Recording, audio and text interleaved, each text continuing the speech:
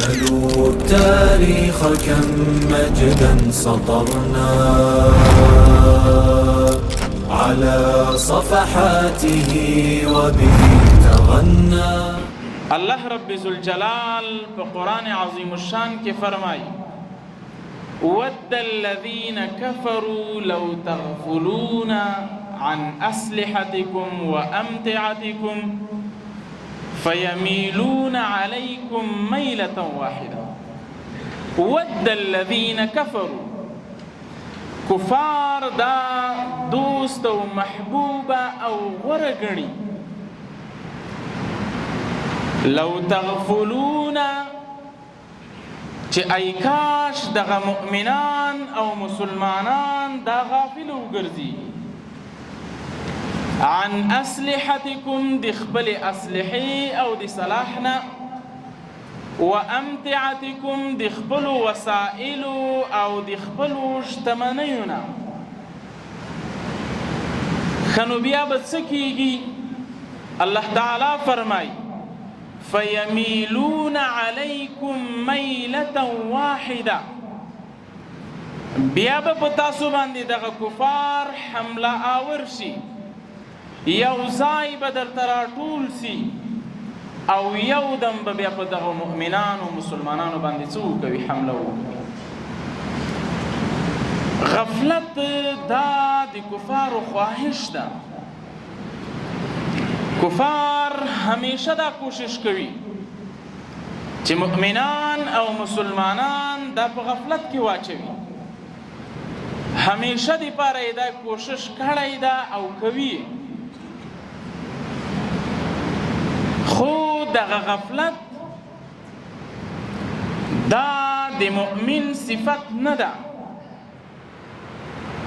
الله تعالی مؤمن ته راحت ورکړی، د راحت دپاره یې وخت ورکړی، د خوب دپاره یې وخت ورکړی ده، د هر څه دپاره یې وخت ورکړی، خو اما د غفلت لپاره مؤمن او مسلمان ته وخت نشته ده. مؤمن او مسلمان باید دا د همیشه دپاره دا بیداره اوسیږي، دا باید غافل اونه اوسیږي او د غفلت په خوب باندې ویده نشي. د دې لپاره چې مؤمنان او مسلمانان کفار غافل وګرځوي په زرګونه وسایل دوی په کار باندې اچولي دي چې د منګه ځوانان د منګه مسلمانان رونه دا په غفلت کې وي او دوی غافل وګرځي. په دې باندې په میلیونونو ډالر مصرفوي، لګیا دي د مؤمنانو او د مسلمانانو د غفلت لپاره قسمه قسم وسائل کاروي چې د منګه ځوانان او مسلمانان دا غافل وګرځي. ډېر دقیق برنامه ریزی ورته کوي، ډېر په دقت سره ټول مؤمنان او ځوانان دی منګه دوی په فریب او په خپل چال کې راولي، په خپل دام کې راولي چې دغه مسلمانان او ځوانان منګه غافل وګرځو.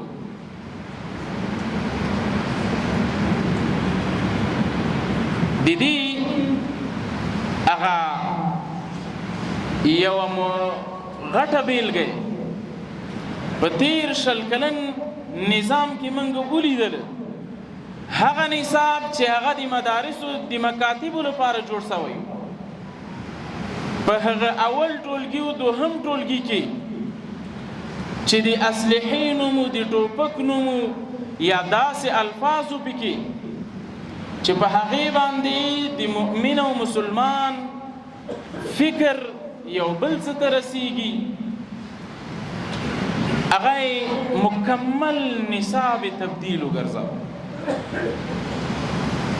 اگر چې دغه نصاب بدلول دا په میلیونونو ډالر په دې باندې مصرف شو، ولې وکړل؟ آیا دا د ما او د تا د بچي له غم نه مړو؟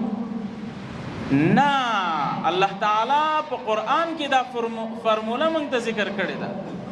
ود الذین کفروا، ود دا هغه محبت ته ویل کېږي چې هغه آخري حد ته رسېدلی وي. له محبت نه بره کفار دا محبوبه ګڼي، دا یې خواهش او دا یې ارمان ده. لو تغفلون عن اسلحتکم، چې مؤمنان او مسلمانان دا غافل وګرځوي د خپل اسلحې نه، وامتعتکم او د خپلو شتمنیو نه. کله چې مسلمانان له دې نه غافل سول نو بیا به کفار څه کوي؟ فیمیلون علیکم میلة واحده. ځکه چې ځوانان مو غافل سول بیا د خپلو اسلامي ارزښتونو نه دفاع دوی ته کومه معنا نه لري. ځوان چې کله غافل سو بیا د خپلو شتمنیو معلومات دته نه کیږي چې د ما شتمنۍ څوک لوټ کوي او څوک غلا کوي. دا د کفارو خواهش او ارمان ده. کفار په مونږ کې غفلت ایجادول غواړي او دا غواړي چې مؤمنان او مسلمانان دي دا غافل اوسېږي. کنه ما درته ویلې چې د مؤمن او مسلمان په شان کې هم غفلت نشته. دین اسلام موږ ته داسې برنامه روزمره زندگی دی موږ جوړه کړې ده چې سهار وخت پاڅېږو اول دی الله تعالی عبادت باندې ورځ تېروو، بعد له هغې نه څوک په تعلیم و تعلم باندې ورځ تېروي او څوک په حلال کسب باندې ورځ تېروي، حلال کسب ځان ته پیدا کوي د دې له وجې چې الله تعالی موږ باندې حرام خوراک دا حرام ګرځولی. همدارنګه ټوله ورځ دې موږ په بیداری کې تېري. دین اسلام دا برنامه ریزي روزمره د موږ تاسو دپاره کړې ده چې په غفلت کې څه نسو واقع نسو. په قرآن عظیم الشان کې په ډېرو آیتونو کې الله تعالی څه فرمایي؟ الله تعالی په قرآن کې په تفکر، تدبر، تعلیم، تعلم همدارنګه ډېر داسې کلمات کارولی دي چې هغه د غفلت سره منافي دي. ځکه دا د مؤمن له شان سره غفلت نه ښایي او دا غفلت د مؤمن لپاره نه ده.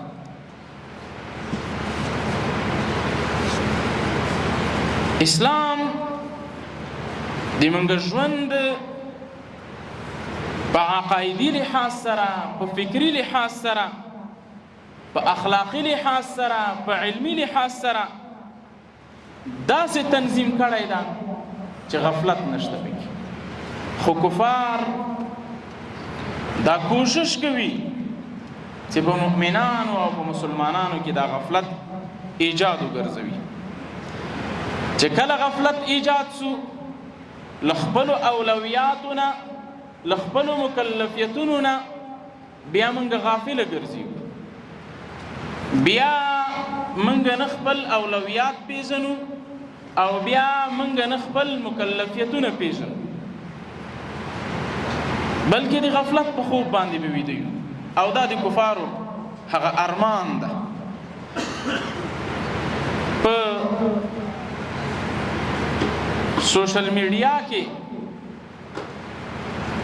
په اجتماعي شبکاتو کې داسې شبکې دي ځوانانو دپاره جوړې کړي دي چې کله دی پکې ورننوځي دومره دلچسپي وي چې بیا دته نه دي ورځ پته لګېږي، نه شپه پته ورته لګېږي، نه د مانځه وخت ورته معلوم وي، نه بل وخت ورته معلوم. دا قصدن کفارو د همدې لپاره جوړې کړي دي چې د موږ ځوانان په دې باندې مصروف وګرځوي او دوی هغه خپل هدف ته ورسي.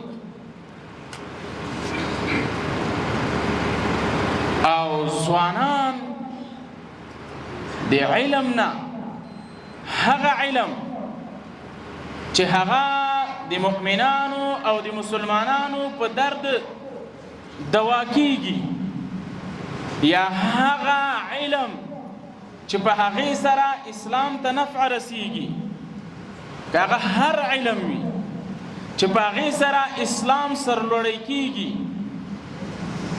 د هغې نه غافل وګرځېږي او په هغو عبثیاتو باندې اخته شي چې کفار هغه تیر نه غواړي. علم دا یو بهترین صفت ده، خو هغه علم چې هغه د مؤمنانو دارو او دوا وګرځېږي، هغه علم چې هغه د اسلامي امت دپاره یو نفع ورسوي، هغه علم چې هغه د اسلامي امت د ارتقا سبب ګرځېږي، که هغه عصري علم ده، که هغه دینی علم ده، دغه علم دا بهترین علم ده. ولی هغه علم چې په هغې سره مؤمن و مسلمان بیگانه ګرځېږي، پردي افکار، پردي عقاید، پردي نظریات خپلوي، هغه علم دا مفید علم نه ده. د اسلام شاعر علامه اقبال رحمه الله فرمای وی من آن علم هنر با پر کاهی نمیگیرم که از تیغ و سپر بیگانه سازد مرد غازی را. ویزه هغه علم چې هغه یو مسلمان بیگانه کوي، هغه علم ویزه دی بوسو په هغه یو ډکی باندې هم نه اخلم چې یو مسلمان او مرد غازی بیگانه کوي او غافله کوي. لڅنه یې غافله کوي؟ از تیغ و سپر، ل توری او لسپر نه غافله کوي، لدین چې غافله کوي. دا علم دا بیا داسې علم نه ده چې د انسان په درد باندې یا د مسلمانانو په درد باندې دوا وګرځي، بلکې ځوانان مو باید داسې علم داسې علوم حاصل کی که هغه د مدارسو محصلین دي، که هغه د مکاتب محصلین دي، که هغه د انسټیټونو محصلین دي، که هغه د پوهنتونونو محصلین دي. داسې علوم باید زده کی چې هغه د اسلامي امت د ارتقا سبب ګرځېږي، هغه د مسلمانانو د نفع لپاره وي. او داسې علم دا بیا په درجې د فرض کفایي کې ده، او دا هغه علم ده چې الله رب ذوالجلال انسان ته په اجر ورکوي او سي ترک کړی سي پرېښودلی سي، په دې سره څه ګرځېږي؟ ګناهګار ګرځېږي انسان. داسې علوم باید ځوانانو زده کړي چې هغه د اسلامي امت د ارتقا سبب وګرځېږي. داسې ټکنالوژي باید زده کړو چې په هغې سره اسلامي امت سرلوړی وګرځېږي. دا د موږ او تاسو د ځوانانو مسؤلیت ده. ځوانان باید خپل فکر، خپل ذهن دا په دې باندې مصرف کړي چې زه څنګه وکولی سم چې دا ننني کوم عظیم بحران کې اسلامي امت پروت ده آیا زه دته په کومه نوعه باندې نفع رسولی شم. ځوان باید دا فکر ولري همیشه دپاره. او الله تعالی فرمایي چې کفار دا آرزو دا تمنا دا محبت دا د دوی غوښتنه ده چې ځوانان مسلمانان دا په څه کې واچوي؟ په غفلت کې واچوي. فیمیلون علیکم میلة واحده، نو بیا به یو دم حمله وکوي، ټول مسلمانان دا به څه وګرځېږي؟ ختم وګرځي. کفار دا د منګه د غفلت ارمان کوي. اما خپله له امریکا له جرمني نه راځي، له استرالیا او له نیوزیلند نه راځي، له لرې لرو ملکونو نه راځي دلته افغانستان ته څه کوي؟ د منګه داسې د معادنو نه که هغه زیر زمین دي او که هغه سر زمین دي له دې ټولو نه دی باخبره ده او ټولې څه کړل؟ چورې. او موږ مسلمانان کوشش دا کوي چې دوی بس مصروف وګرځوي په عبثیاتو باندې، په لهو و لعب باندې، په خوراکونو باندې، په څښاک باندې مسلمانان غفلت کې واچوي. دا د کفارو آرزو دا ارمان. خو زه دا ځوانانو ته وایم چې باید دا ارمان د کفارو پوره ونه ګرځېږي. الله تعالی په قرآن کې دا فرموله موږ ته ذکر کړې ده که چېرته مونږه بیداره یو کفار به هېڅکله رانسي. که چېرته مونږ غافله سولو د مونږ غفلت سره متصل کفار د کفارو راتګ نو باید ځوانان بیدار شي. اسلامي امت نن ډېر د ضعف په حالت کې ده، ډېر د کمزوري په حالت کې ده. ولې ده؟ دا پوښتنه کله تاسو کړې ده؟ له ځان نه پوښتنه وکړئ، له بل نه پوښتنه وکړئ چې دا اسلامي امت ولې دا دومره د ضعف او د رکود په حالت کې ده. یوازینی جواب به تاسو ته مختدر سي چې هغه د علم سره نااشنایي ده، علم سره مینه او محبت بایکاټ. کله چې د علم سره نااشنایي پیدا سوله نو جهالت راځي. جهالت چې راغی بیا کفار سحر نه وغواړي بیا تا استعمالوي، بیا تا نه څه کوي؟ استفاده کوي. نو علم دا یو بهترین صفت دی الله تعالی ده. هر چاته الله تعالی دا صفت نور په برخه کوي. او چې تاسو الله تعالی په دې باندې خاص کړی یو عظیم مقام الله درکړی، دغه خپل مقام وپېژنئ او د دې قدر وکوئ. کلم چې د دې مقام او د دې قدر هم وپېژانده الله تعالی به نور هم ترقي درکوي.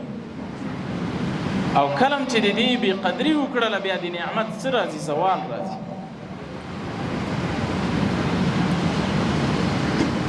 که موږ او تاسې د اخرینیو 2 پیړیو ته فکر وکړو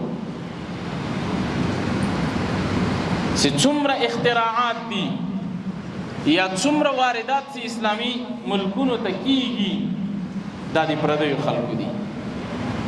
له تیارې نه ونیسو تر قلمه پورې، تر جاینمازه پورې، تر تسبیحو پورې چې د موږ په لاس کې دي.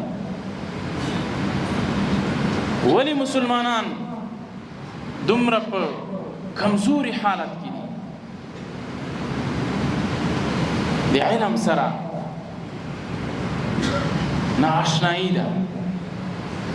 علم سره هغه د زړه نه څه نشته ده، مینه نشته ده. نو دې له وجې موږ دومره د ضعف په حالت کې دومره د کمزوري په حالت کې باید ځوانانو له دې ضعف نه موږ خپل ځانونه او اسلامي امت راوباسو او دا خاص نن سبا چې د اسلامي امت سترګې دي یا تاسو ځوانانو ته دي تاسو ځوانان به دغه اسلامي امت د ضعف نه راپورته کوئ دوی ته به ارتقا ورکوئ او دوی به نور له ذلت نه ساتي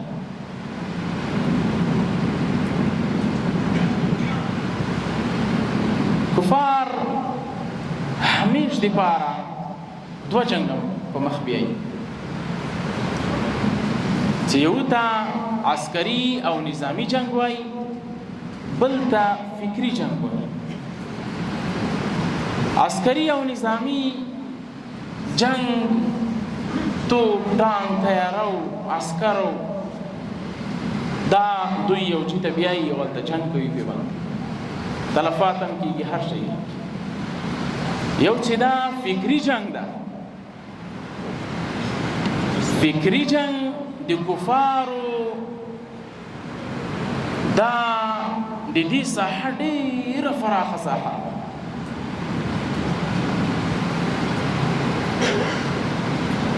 له عسکري جنگ نه خو به سړی ځان وساتي خو اما چې فکري جنگ دا د مسلمانانو عقاید د مسلمانانو هغه مفکوره د مسلمانانو هغه نظریات د مسلمانانو عنعنات دا له بینه وړي دا ختموي په زرګونو وسایل د دې لپاره ایجاد کړي دي او ایجادوي په زرګونو میلیونه ډالر په دې کې مصرف کړي دي امریکایان چې دلته راغلي وو امریکایانو 2 تریلیونه ډالر دلته مصرف کړي یعنی 2000 میلیارډ ډالر مصرف کړي چې 1 تریلیون دلته د منګ د آبادی لپاره مصرف کړي د افغانستان وځو په څه باندې مصرف کړل په همدغه باندې مصرف کړل چې د منګ ځوانان څه رقم بیلاری وګرځوي دا ځوانان څه رقم گمراه وګرځوي او څه رقم خپل فکری غلامان جوړ کړي دغه پیسې او دغه ډالر په همدې باندې ولګوي او اوس هم لګیا دي قسمه قسم تبلیغات کوي قسمه قسم پروپاګاندا کوي کوشش دا کوي چې د موږ ځوان نسل دا بیلاری وګرځي د دې لپاره ډیر زیات وسایل دوی په کار باندې اچولي مؤسسات په کار باندې اچولي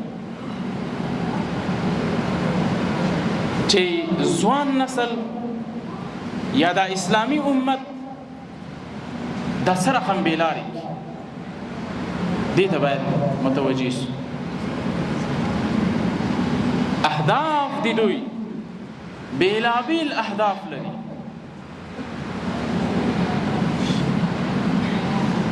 ډیر داسې اهداف لري چې هغه دوی د خپل نفع لپاره دا څه کوي استعمال یو هدف د فکری جنگ چې کفارو شروع کړی دا هغه دا ده چې مسلمانان دا په خپل اسلامي ارزښتونو باندې شکمن کی خپل فکر خپل نظریات دا دوی ته ورکي او په اسلامي ارزښتونو باندې شکمن وګرځوي اسلامي ارزښتونه دي موږ ډیر زیات توحید دا حیا دا حجاب دا صبر و استقامت ده. په دې باندې غواړي چې مؤمنان او مسلمانان په خپلو ارزښتونو باندې شکمن وګرځوي. د فکري جګړه دا را شروع شوې ده د آدم علیه السلام د زمانې. اولینی دښمن د انسان شیطان و چې آدم علیه السلام ته قسمه قسم وسوسات ورواچو. آدم علیه السلام د دروغ او قسمونه ورته وکړل او د جنت نه راوویست. ډېر اوږد تاریخ تر زمانې د رسول الله صلی الله علیه وسلم مشرکینو د رسول الله صلی الله علیه وسلم په مقابل کې هم فکری جګړه کوله. کله به په رسول الله صلی الله علیه وسلم باندې یو نوم کېښود، کله به بل نوم باندې کېښود. کله به د قرآن په مجلس کې شور کاو، شغب به یې کاو چې ودرېږه خلق د رسول الله صلی الله علیه وسلم خبره وانه وکړي. رسول الله صلی الله علیه وسلم چې مدینه منورې ته راغی، هلته هم د یهودو لخوا نه دا په مخ باندې بول کېدل. هلته هم دوی قسمه قسم حربې جوړولې چې څرنګه منګه دغه صحابه کرام چې په مدینه منوره کې د رسول الله صلی الله علیه وسلم ملاتړ کوي سره هم موږ شکمن وګرځو. یهودو به سحر کې ایمان راوړ، بیګا ته به بیرته کافر سو، له ایمان نه به وګرځېده ځکه دوی خو اهل کتابو، خلکو په دوی باندې باور کاو. نو خلکو به ویلې چې دوی خو اهل کتاب دي، دوی چې دا رسول پرېښوده نو حتما څه خبره ستا ده. دا فکري جنګ د همغه را روان ده د همغه وخت. نو باید ځوانان دي منګه ډېر محتاط اوسېږي چې دا د پردیو ښکارو نه ګرځېږي، د کفارو فکري غلامانو نه ګرځېږي. ځوانانو الله تعالی ډېر یو ښې لارې ته انتخاب کړي. ما مخکې هم درته ویلې چې علم ده دا یو بهترینه لار ده، خو دغه علم خپل تاسو په دې نیت باندې وکوئ چې زه اسلامي امت ته خدمت پې باندې وکړم، مسلمانانو ته خدمت پې باندې وکړم. که هغه په هره برخه کې وي خو چې اسلامي امت ته خدمت وسي په دې باندې به تاته الله تعالی اجر درکوي. د ما د موضوع دوهمه برخه هغه د مسلکی معلم صفات دي چې د یو مسلکی معلم اخلاقی او دینی او مسلکی صفات څه دي. له ټولو نه اول معلم او استاد. له معلم نه مراد هغه د مکتب استاد، د مدرسې استاد، د مسجد امام، دعوتګر، واعظ، خطیب، ټول. معلم باید اخلاص ولري، دغه خدمت چې مخ ته بیایي د خاص و خاص د الله د رضا دپاره او د مسلمانانو ته د خدمت لپاره. کله چې دا په نظر کې ونیو نو الله تعالی درته څه ورکوي؟ اجر ورکوي په دې باندې. او همدارنګه د مسلکی معلم او همدارنګه د استاد هغه دوهم صفت چې ده شفقت او زړهسوی ده،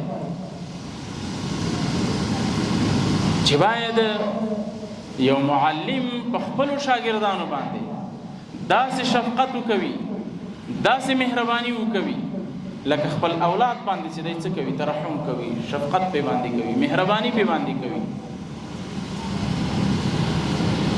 ځکه دا د معلم دا صفت چې دا د انبیاء صفت خصوصا د رسول الله صلی الله علیه وسلم انما بعثت معلما الله تعالی په قرآن کې وایي سما دا نبی دی دې لپاره را لېږلی دا رسول سدا خپلو اتباعو ته تلاوت د قرآن وکړي تزکیه د دوی وکوي نو دا یو ښه صفت ده باید معلم او استاد دا څه وي زړه سوی ولري شفقت ولري مهرباني ولري او همدارنګه د خپلو شاګردانو صحیح روزنه وکوي اخلاقی روزنه باید د دوی وکوي نه تنها داسې صرف درس ورته وایي بلکې داسې روزنه د خپلو شاګردانو وکوي چې د تعلیم سره سره د دوی اخلاقی روزنه هم وشي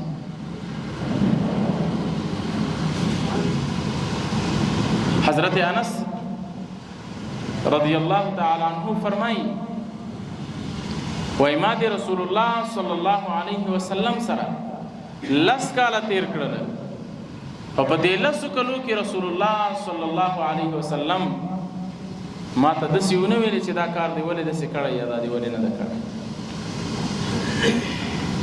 دا هغه مهرباني او شفقت دی رسول الله صلی الله علیه وسلم نو باید معلم او استاد دا زړه سوی ولري او د زده کوونکو اخلاقي روزنه وکوي رسول الله صلی الله علیه وسلم څه فرمایي انما بعثت لاتمم مکارم الاخلاق باید د خپلو شاګردانو اخلاقي روزنه وشي ښه تربیه یې وشي او بل د مسلکی استاد یو ښه صفت دا ده چې دی به اداري قوانینو ته احترام لري او پابند وي د ادارې چې کوم اصول دي کوم قوانین چې دي په دې باندې به پابند وي او دې ته به څه لري احترام لري دا د یو مسلکی استاد صفت همدارنګه بل صفت دا ده چې په درس کې څه کوي پابندي کوي درس کې به پابندي کوي بې جیا یا بې وخته به دی څه نه کوي غیر حاضري نه کوي او بل یو ښه صفت دی مسلکی استاد هغه دا ده چې خپل شاګردان باید د وخت په ارزښت باندې پوه کړي شاګردانو ته بېلابېلې توصیې کوي بل استاد باید خپل شاګردان لویو کارو ته وهڅوي هغوی وهڅوي تشویق کړي چې داسې علم زده کړي چې په آینده کې دوی نه لوی خلک جوړ شي تاسو وګورئ حضرت اسامه رضی الله تعالی عنه دا د رسول الله شاګرد په 19 کلنۍ کې رسول الله صلی الله علیه وسلم دا د لښکر مشر کوي حالان کې لوی صحابه کرام موجود دي ابو بکر صدیق رضی الله تعالی عنہ حضرت عمر رضی الله تعالی عنہ خو ولې په ده کې دا قوت لیدلی رسول الله صلی الله علیه وسلم چې دی دا صلاحیت لري همدارنګه که موږ تاسې وګورو قسطنطنیه داسې فتح کړله یو ځوان درویش کلن ځوان نو خپل شاګردان خپل ځوانان باید تشویق کړی شي د دوی نه په دغه کم عمر کې د لویو خلکو کار واخیستل شي. دا د یو ښه استاد صفت چې دی باید خپل شاګردان همیشه دپاره څه کوي؟ تشویقوي. او بل کله چې یو معلم یو مضمون تدریسوي دی باید په دغه خپل مضمون باندې برلاسی وي، هر نوع معلومات ورته وي، په خپل علم باندې ښه وارد وي، ښه زیات معلومات وي ورته دې برخه کې. بیا چې کله دا استاد دغه درس تدریسوي بیا د هغه نفع شاګردانو ته ډېره زیاته رسي. او که چېرته یو معلم د مضمون په هغه هدف باندې نه پوهیږي یا هغه مضمون باندې قادر نه وي، نو دا بیا داسې ده چې دا بیا یو نوع خیانت ده د علم سره. باید هغه مضمون تدریس کی چې ښه پې باندې برلاسی ده، په وس و توان کې دا شته ده چې دا شاګردانو ته کما حقه تدریس کوي، نو هغه مضمون به دا معلم او دا استاد تدریسوي. او مخکې له درس ویلو نه باید معلم او استاد د ځان دپاره درسي مواد تیار کړي. کله چې درسي مواد ورسره موجود وي په بېلابېلو طریقو سره خپل شاګردان پې باندې پوهولی سي او هغوی ته معلومات ورکولی سي. او که داسې جامد راسي او دی په صنف کې کینی له هغې نه وروسته کتاب ته ګوري بیا تدریس کوي، که هر څومره بیا پې باندې قادره وي دی بیا هغه کما حقه تدریس نشي کولی. باید درسي مواد یې ځان ته وخته نه څه کړي وي، تیار کړي وي، وخته نه یې مطالعه پې باندې کړي وي، او همدارنګه درسي پلان یې ځان ته جوړ کړی وي چې زه به کوم نوع درس ورکوم، په کومه اندازه باندې. دا چې کله موجود وي نو بیا د استاد ته موږ مسلکي استاد ویلی شو. بل دا ده چې کامیاب استاد هغه استاد ده چې روزانه د خپلو شاګردانو ارزیابي او ارزونه کوي، روزانه د دې ارزونه کوي، ځان ته هغه د خپل خدمت ارزښت باید معلوم کړي چې زه دا کوم تدریس کوم، دغه خدمت چې کومه، د استادي چې مخ ته بیایمه، د دې څومره ارزښت ده، څومره پورې زه کامیاب روان یم. نو باید هر استاد دا کوشش وکوي چې روزانه د خپلو شاګردانو ارزیابي وکوي، ارزونه یې وکوي. د ارزیابي او ارزونې بېلابېلې طریقې دي، په یو د هغې نه د سوالونو د پوښتنو طریقه ده چې پوښتنه باید هر استاد مخکې د درس له شروع کولو نه دا وکوي. بیا په دغو پوښتنو کې یو چې دي صنفي پوښتنې دي، یو چې دي امتحاني دي. صنفي پوښتنې دا استاد باید په 3 بخشو باندې ځان تقسیم کړي. کله چې یو استاد تدریس کوي مخکې له دې نه چې کتاب خلاص کړي، مخکې له دې نه چې دی متن شروع کړي یا کتاب شروع کړي، اول د یو څو مقدماتي پوښتنې وکوي چې دې ته مقدماتي او تشخیصي پوښتنې وایي، چې د شاګرد کوم دغه فکر، دغه سوچ چې خور ده، دا راټول سي او دا شاګرد ځان ته متوجه کی. په دې بنیاد باندې باید صنف کې یو پوښتنه، دوه پوښتنې، درې پوښتنې له هر طرف نه وسي. ځکه د شاګردانو یا د طالبانو ذهن چې استاد سره نه وي دا منتشر وي. بیا بالخصوص علماء کرام فرمایي چې د طالبانو او د شاګردانو د هر کال سره 1 دقیقه دوی تمرکز کولای شي دا خبرو باندې. یعنی مثلا که 2 کلن ماشوم ده دی 2 دقیقې تا ته وخت درکولی شي، تا ته غوږ نیولی شي.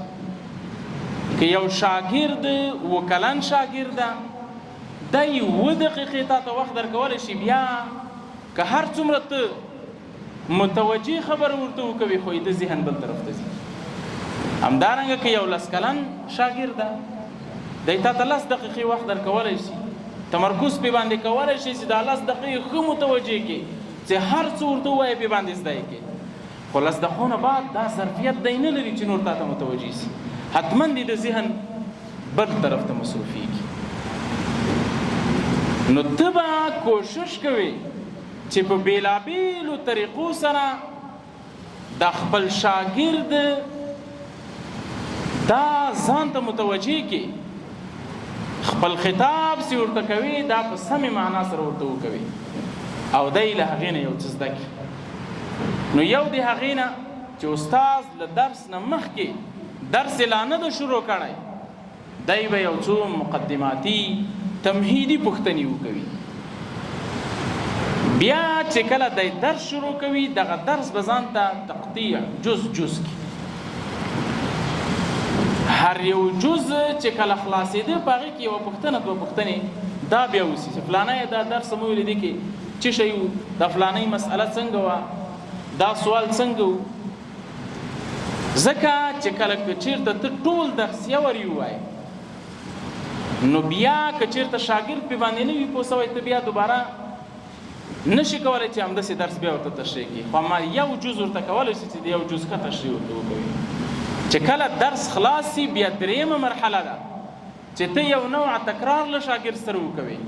دغه شاګرد دغه خپل درس په یو څو پوښتنو کې داسې راټول کړي چې هم په شاګردانو باندې تکرار وسي او هم شاګردان په دې باندې پوه سي چې موږ څه وویلې او موږ ته استاد کوم درس راکړ. خو متاسفانه د دې سوال جواب یا د دې پوښتنو فرهنګ ډیر زیات کم ده. دې ته باید په کم نظر باندې ونه ګورو. اکثره استادان معلمان دا فرهنګ نه لري. وای بیا به د کال آخر کې ورسره ګورو په لوی امتحان کې چې څه زده کړي دي که نه دي زده کړي. نو که څه زده کړي وو خو زده کړي به وي، که بیا یې نه و زده کړي دي آخر کال کې بیا به څه کوي؟ بیا به هېڅ شی هم دې تا له وسه نه کېږي. خو له هغې نه بهتره دا ده چې نه خپل وخت سړی ضایع وګرځوي او نه بیا د شاګرد وخت ضایع وګرځېږي. نه خپل ځان ستړی کړي او نه باید د شاګرد وخت ضایع شي. روزانه ارزونه باید د شاګرد وسي، ارزیابي د شاګرد وسي. دا د یو مسلکي استاد صفت ده. که هغه د مدرسې استاد وي، که هغه د مکتب استاد وي، که د هر ځای استاد، دی باید روزانه د خپل شاګرد ارزونه وکوي چې دا بیا ډېر مثمر او نتیجه خیز یو ښه نتیجه ورکوي، یو بهترینه نتیجه ورکوي. دا باید استادان دا عملي وګرځوي او شاګردانو ته چې کله درس ورکوي په داسې دلچسپه طریقه سره باید شاګردانو ته درس ورکول شي چې شاګرد په بېلابېلو طریقو سره دی وپوهول شي. بعضی وخت کې شاګرد په مثالونو باندې پوهیږي چې در سره سره یو مثال ورکړي، دوه مثال ورکړي. بعضی وخت کې یو شاګرد له تمثيل سره ښه پوهیږي چې هغه تمثيل ورته وکوي.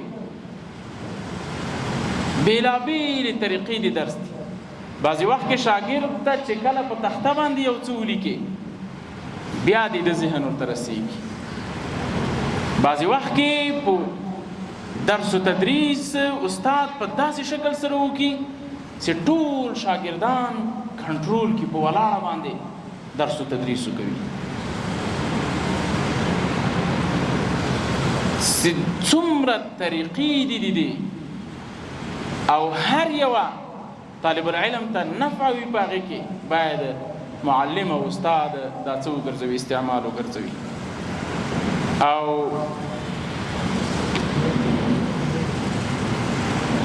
معلم او استاد چې یو مضمون تدریسوي باید د دې مضمون هدف وپېژني، د دغه مضمون په هدف باندې پوه سي. کله چې د مضمون په هدف باندې پوه شو دا معلم، دا بیا هغه هدف بل شاګرد ته ورکولی شي. کله چې د یو مضمون په هدف باندې نه وي پوه، نو بیا شاګرد ته هم د هغه شی تدریس او هغه شی درس نشي کولی لکه څنګه یې حق ده. نو صفات خو د معلم ډیر زیات دي. په دې باندې که په ورځو باندې خبرې وسی دا کمه ده. د تعلیمي عملیې چې کوم ارکان دي، نصاب ده، معلم ده، شاګرد ده، ارزونه ده، همدارنګه علمي ماحول ده، محیط ده، که په دې باندې خبره وسی دا په ورځ هم نه خلاصېږي. خو باید معلم چې کله درس کوي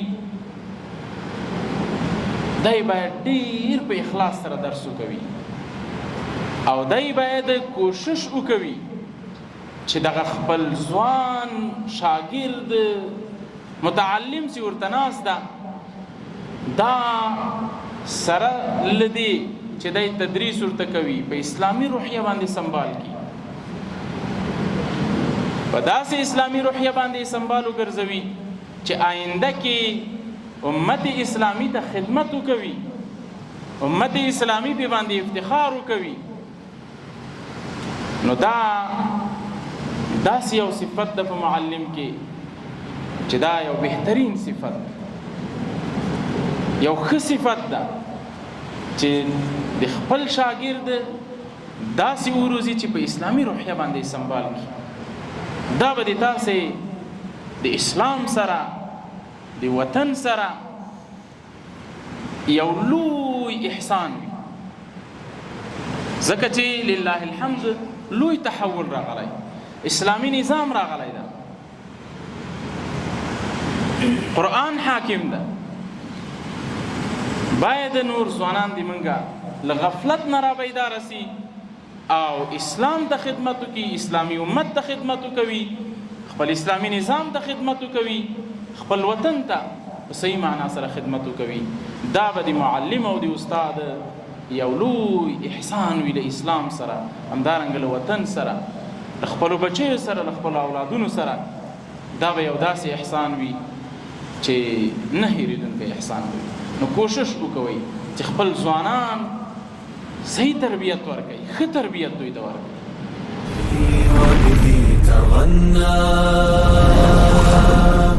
تهاب الأسد وطأتنا لأننا لغير الله كلا